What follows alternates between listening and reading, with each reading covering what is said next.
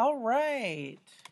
We are going to fill out a vocabulary diamond for this week for our story. And the story we're reading is called Jose, Born to Dance. And it is a story about a very famous dancer named Jose Limon. And we're going to learn a little bit about his life. And so all of our vocabulary words this week are going to relate to that story. So I'm going to go ahead and fill out my paper, do my usual.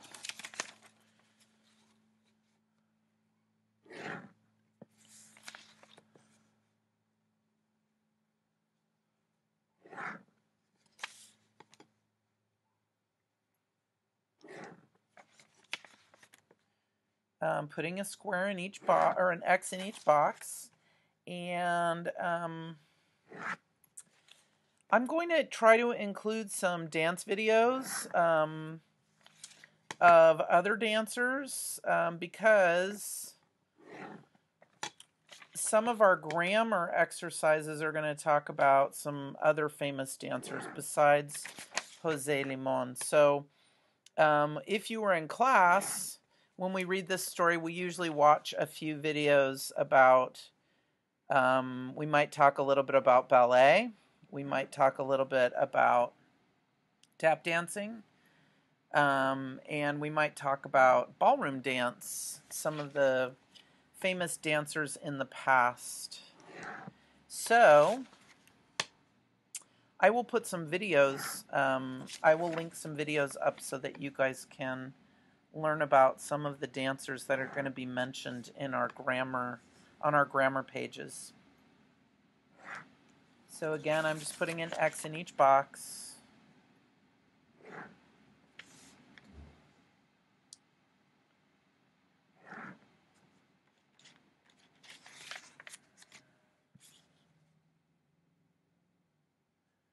And our first word is a good word for talking about dance or music or art.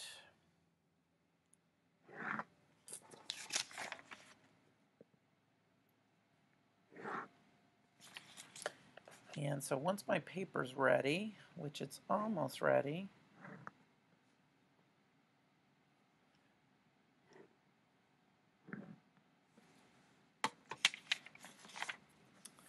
all right, so my name is at the top. And my first word is dynamic.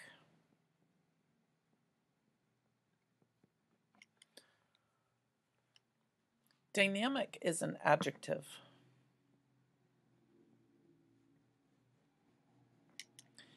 And it is characterized by energy.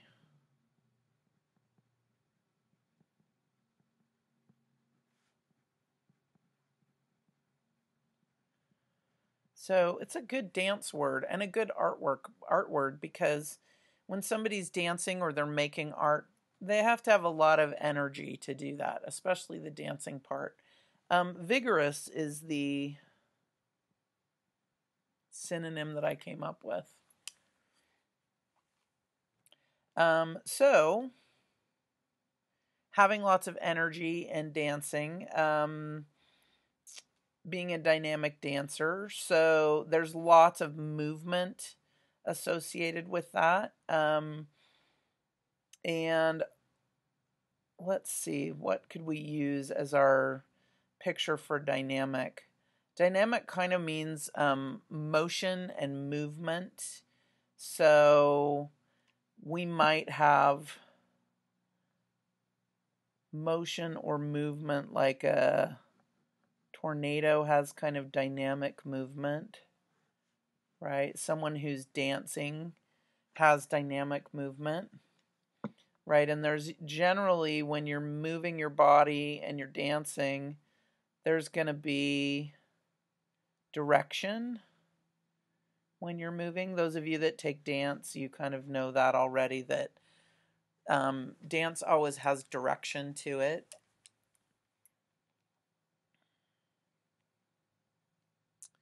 Okay. And choreography has movement to it.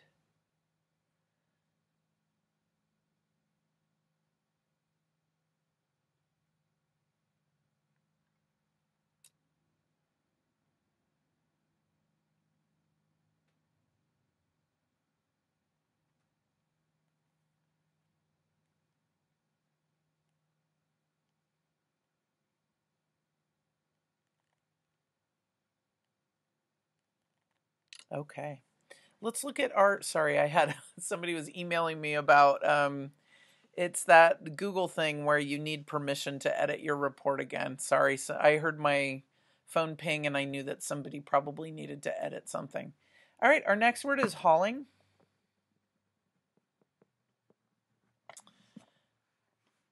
Hauling is a verb, and it means to pull with force.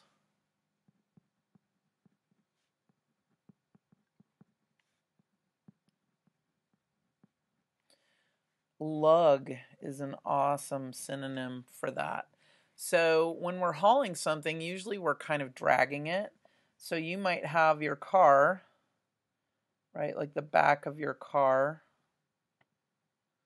and you might have a little trailer hitch on the back, and you might be hauling another trailer with some stuff in it.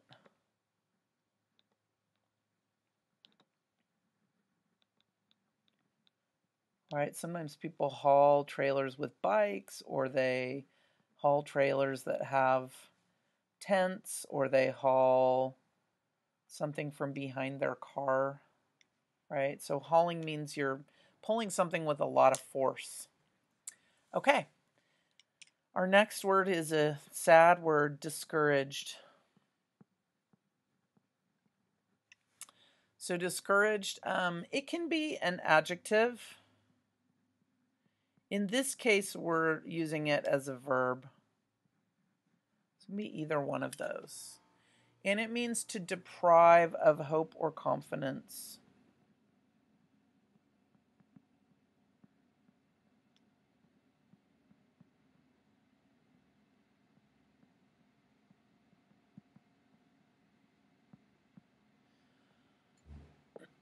And my synonym was dismayed.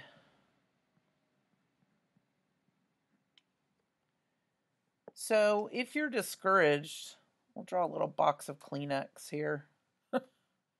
So if you're discouraged, you feel kind of down about yourself or lacking in confidence, right? So if you're trying to do something, in the story we're going to read about how Jose is trying to learn how to dance. A lot of times people start dance when they're little kids, right? So a lot of times people will start doing an activity or a hobby when they're really young. He's going to start dancing when he's old. He's relatively old when he starts entering the world of dance. And so he's going to feel discouraged. Sometimes when you're a little kid and you're doing something, you kind of take it a little less personally when you mess up. And when you're an adult and you mess up, you get really discouraged and really dismayed, and you feel bad about whatever you're doing because you feel like you should be doing better. You're a grown up. So because Jose started dancing at a much later age than most people, he felt kind of discouraged that he wasn't progressing as much as he would like to have progressed. All right, our next word is troupe. Troupe is a noun. And a troupe is a band or group of performers.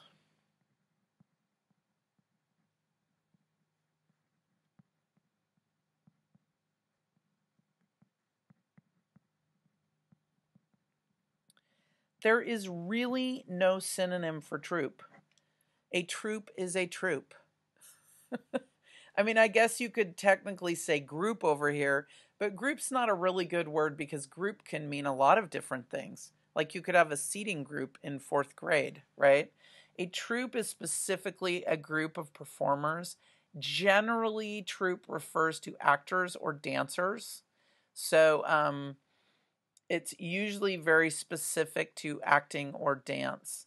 And a troupe is a small group. It might be like a small company of dancers or a small company of actors that put on shows or put on performances, right? So a troupe would be, I'm going to draw like a stage up here with like stage curtains.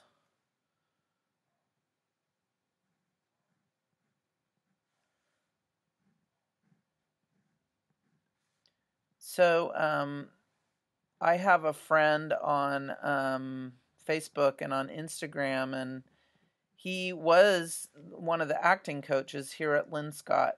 And put some fancy little ropes here on our stage. And he was learning how to juggle and he wanted to join the circus. He was somebody that he's normally an actor and he's in lots of performances and plays, but he wanted to learn how to be in like Cirque du Soleil and how to juggle and do, I guess you'd call them acrobatic sort of tricks. And so he was practicing juggling, he was practicing tumbling, and because he wanted to join a troupe of performers that did that sort of work. So a troupe is just a small group of people that do a specific kind of performing. And there really is no synonym for it. Troupe is the best word for it. Okay. Our next word is debut. It's a French word, so you don't say it debut. You pronounce it debut. It is a noun. A debut is a first public appearance.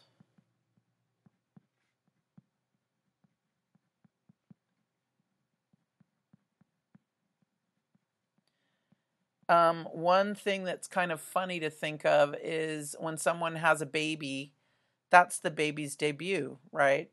The first time anyone sees the baby is when it's born. So in the hospital room, the baby has its debut, right? Or you might have like a big family party or like a baby shower where everybody gets to meet the baby and see the baby. So in this case, we're talking about debut in the form of performing, right? And so Jose is going to have his debut where he performs for the first time on stage in front of an audience. A word for that would be inauguration. And so a debut is the first time that you're ever seen doing whatever thing you're going to do. I would say for like as somebody who's an artist, my debut for me was the first time I ever had work in a show. So I had sculptures that were in a gallery. Oops, the lights just went off. Ugh. There we go. So maybe it's the first time that you've shown your work. You have some like sculptures that are appearing in a gallery. That could be your debut too. Last year my class made some really cool cups for the holiday fair, and we were like, oh, it's like we're famous and we're in a gallery. People are buying our cups. It's our debut. So your debut is just the first time when you share in public. And this is, I think, the most important part of that is the word public, right? I can make all the artwork I want, but if I never show it to anybody, I'm never having a debut. Or if a baby's born and no one ever sees the baby, then it never has a debut, right? And babies are so cute. Everyone always wants to see a new baby. Okay.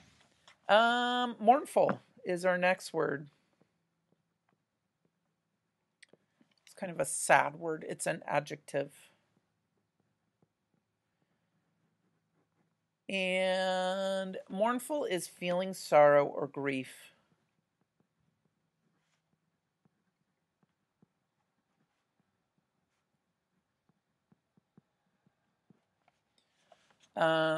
My synonym I found was forlorn. So, one of the times when someone feels most mournful, I think, is when someone passes away, right? And that's the time when I've felt most mournful in my life, losing my grandparents, losing my mom, um, and so, or losing friends. And so, in our story, there are going to be several times when Jose feels very mournful and sad and forlorn. Sometimes when you're an artist and things don't go the way that you want them to go, you don't get the jobs that you want, or the exhibitions that you want, or the performances that you want. Sometimes it's easy to feel really sad and kind of depressed.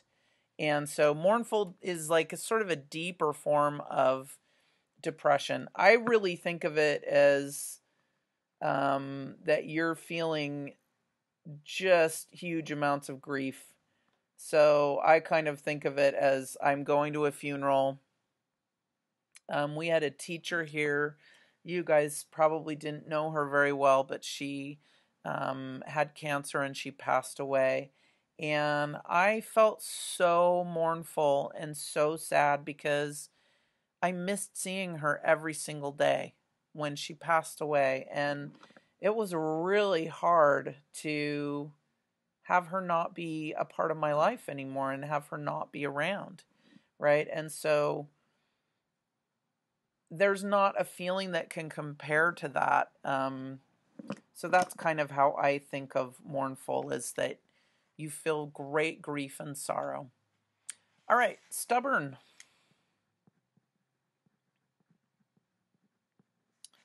Stubborn is an adjective.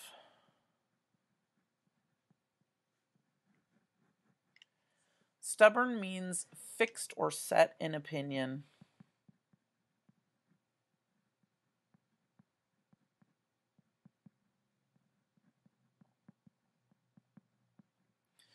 And headstrong was the synonym I found. I'm also going to put my dad's name on here. He's a synonym for stubborn. My dad is really stubborn. He even admits it, and he'll say, "Oh my gosh, you poor kids, you're the children of stubborn me, and your mom is stubborn too, so you're double stubborn."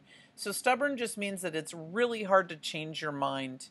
You have a fixed mindset, and you aren't really going to change that. If somebody tells you that you're too old to become a dancer and you shouldn't even bother trying, and you're Jose Limon, you're going to be stubborn, and you're going to say, no, I want to be a dancer. I'm going to move forward. I'm going to continue on with what I want to do.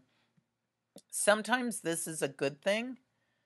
It can go either way. Sometimes if you're stubborn and you don't change your mind and everyone around you is telling you, oh, brother, you're wrong, change your mind. Sometimes that's a bad thing. It's good to be flexible, but also being stubborn in a certain sense can propel you forward to get what you want in life, right? So in Jose's case, he is very stubborn. He doesn't give up.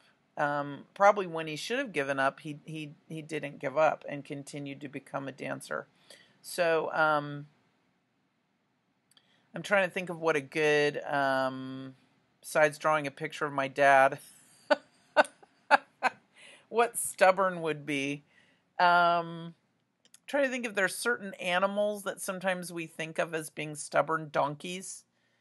Unfortunately, I'm really bad at drawing animals, so if I tried to draw a donkey for you, it wouldn't look like a donkey. But there are certain animals, in fact, burros and donkeys are thought of as being especially stubborn. So I'm going to look up donkey really fast, .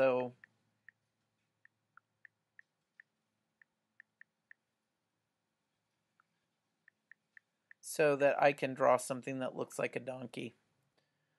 So I just Googled donkey cartoon drawing. This is really easy to draw. This will be perfect. I'm just going to copy it.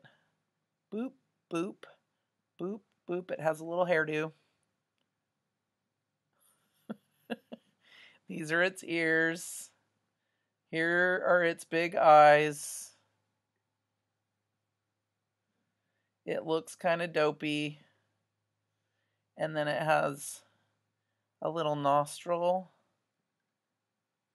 This is a pretty good cartoon of a donkey. And then it has a body, a cartoon body that looks like this. Leg, leg, leg coming down here, leg coming down here. And this is darker. And then it has little hooves. Boop, boop, boop. So there's a donkey. There were also another assortment. This one was quite cute too. So we're going to actually read a story the second half of the year called By the Great Horn Spoon, and you're going to see they have a donkey that they have in the story is one of the characters, and he's awesome. You'll really like the donkey. Okay, next up, our last word is triumph. So triumph is a noun.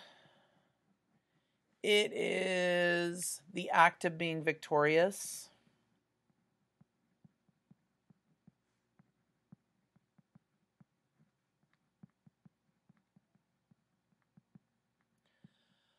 And pride is a good synonym for that. So I watch a lot of cooking shows, and it's funny. My favorite cooking show, the Great British Baking Show, has people that are judged on their baking, and sometimes if somebody makes something that's really lovely and tasty, the one judge will say, "That is a triumph." Right? And that means that it's just so delicious, right? So we'll just draw a little trophy here. Because when you feel triumph, you feel like you're a winner, like you've won the race, or you've won the baking show, or you've won the dance recital. All right, so I hope that you enjoy the reading this week. I think it's always interesting to learn about people from history in the arts that overcome. I think sometimes being an artist, you have to overcome a lot to be successful. And Jose Limon is definitely somebody that overcame a lot to become successful. And so hopefully you'll enjoy learning about his life. Thank you for joining me, and I will talk to you later.